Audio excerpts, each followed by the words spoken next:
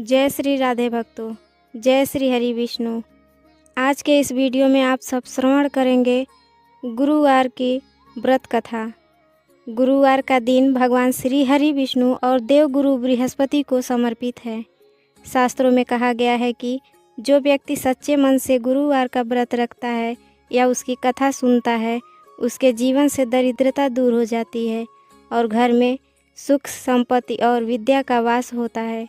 गुरुवार व्रत की वह प्राचीन और संपूर्ण कथा जिसे सुनने मात्र से अटके हुए काम पूरे हो जाते हैं और बृहस्पति देव की असीम कृपा प्राप्त होती है। कथा शुरू करने से पहले मेरा आपसे निवेदन है कि यदि आप मेरे चैनल पर नए हैं तो इसे सब्सक्राइब जरूर करें और कथा को अंत तक पूरा सुनें। तो चलिए शुरू करते हैं बृहस्पति देव की पावन कथा। प्राचीन काल में एक बड़ा प्रतापी और दानी राजा राज्य करता था। वह प्रत्येक गुरुवार को व्रत रखता और दीन दुखियों की सहायता करता था, परंतु उसकी रानी को यह सब अच्छा नहीं लगता था। वह न तो व्रत रखती थी और न ही किसी को दान देती थी। वह राजा को भी दान देने से मना करती थी। एक समय की बात है, राजा शिकार खेलने वन में गया हुआ था। महल में रानी और दासी अकेली थीं।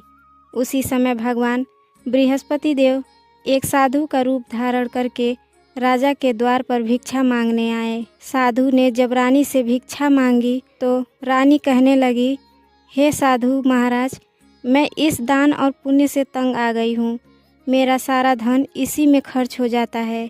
आप कृपा करके कोई ऐसा उपाय बताएं जिससे यह सारा धन नष्ट हो जाए और मैं आराम से रह सकूं। साधु महाराज ने कहा, हे देवी, तुम बड़ी विचित्र हो।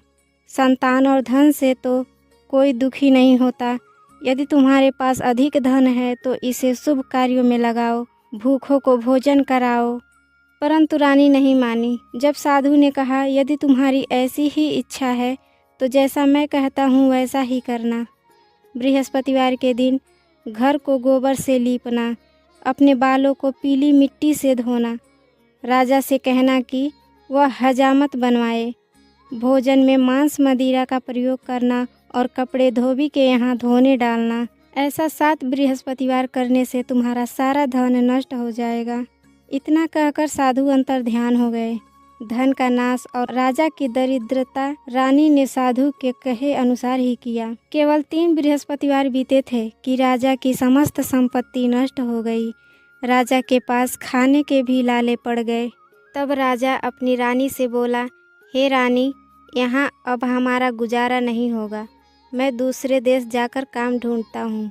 राजा दूसरे देश चला गया और वहाँ जंगल से लकड़ी काटकर बेचने लगा। यहाँ रानी और उसकी दासी दुखी रहने लगी। एक बार तो ऐसी स्थिति आई कि उन्हें 7 दिन तक बिना भोजन के रहना पड़ा।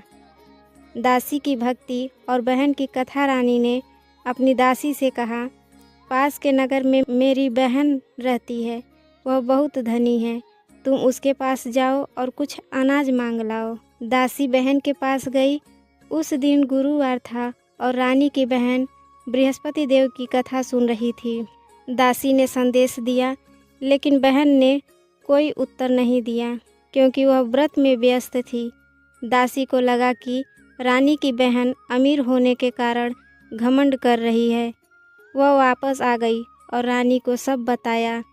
रानी बहुत दुखी हुई।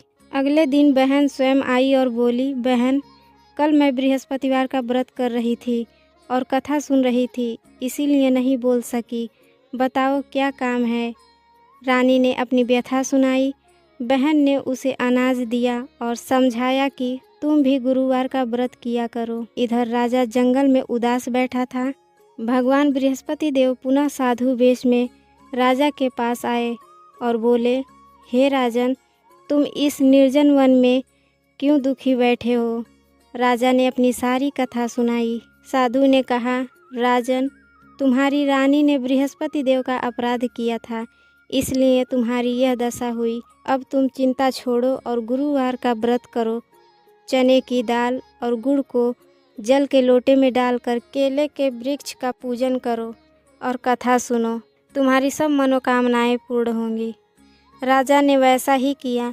उसके पास पैसे नहीं थे तो उसने लकड़ियाँ बेचकर जो थोड़े पैसे मिले उनसे चने की दाल और गुड़ खरीदा और व्रत किया। धीरे धीरे राजा के दिन फिरने लगे। राजा वापस अपने नगर पहुंचा। अब रानी और राजा दोनों नियम से गुरुवार का व्रत करने लगे। एक बार रानी ने सोचा कि अब तो धन बहुत है, क्यों न बड़े ठाट बाट से व्रत किया जाए। तब भगवान ने फिर परीक्षा ली, लेकिन इस बार रानी ने अपनी गलती सुधार ली थी। अंत में राजा और रानी को वह सब वापस मिल गया जो उन्होंने खोया था। उनके घर में सुख शांति और समृद्धि का वास हुआ। जो भी व्यक्ति इस कथा को पढ़ता या सुनता है, बृहस्पति देव उसकी सभी मनोकामनाएं पूरी करते हैं। तो प्रेम से बोलिए बृहस्पति देव भगवान की जय, लक्ष्मी नारायण भगवान की जय। भक्तों, यह थी गुरुवार व्रत की महिमा और संपूर्ण कथा। मैं प्रार्थना करती हूँ कि देव गुरु बृहस्पति आपकी झोली खुशियों से भर दें और आपकी सभी मनोकामनाएं पूरी करें। भक्तों, गुरुवार के दिन सुबह जल्दी उठकर स्नान करें और पीले वस्त्र धारण करें। विशेष ध्यान रखें कि इस दिन बाल नहीं धोना चाहिए। पूजन के लिए केले के पेड़ की पूजा करना सबसे उत्तम है। यदि आपके पास केले का पेड़ उपलब्ध न हो तो आप भगवान विष्णु जी की फोटो या मूर्ति के सामने बैठकर भी पूजा कर सकते हैं। अपनी पूजा की थाली में 1 लोटा जल, चने की दाल, थोड़ा गुड़, मुनक्का, पीला चंदन, हल्दी और पीले फूल जरूर रखें। भगवान के सामने शुद्ध घी का दीपक जलाएं। इसके बाद पूरी श्रद्धा के साथ गुरुवार व्रत की कथा का पाठ करें या उसे सुनें। भगवान के सामने शुद्ध घी का दीपक जलाएं। इसके बाद पूरी श्रद्धा के साथ गुरुवार व्रत की कथा का पाठ करें या उसे सुनें। इस व्रत में दिन में केवल एक बार ही भोजन किया जाता है। भोजन में मुख्य रूप से पीले रंग के पदार्थ ही ग्रहण करें, जैसे बेसन के लड्डू, चने की दाल या केसरिया भात। याद रखें, गुरुवार के व्रत में नमक का प्रयोग पूरी तरह वर्जित है। बिना नमक का ही भोजन करें। अगर आपको यह वीडियो पसंद आया हो तो इस वीडियो को लाइक करें और आप भगवान विष्णु के भक्त हैं तो कमेंट बॉक्स में जय बृहस्पति देव जरूर लिखें। इस वीडियो को अपने प्रियजनों के साथ शेयर करें ताकि उन्हें भी इस व्रत का पुण्य फल मिल सके। फिर मिलेंगे एक नई भक्तिमय जानकारी के साथ। तब तक के लिए धन्यवाद।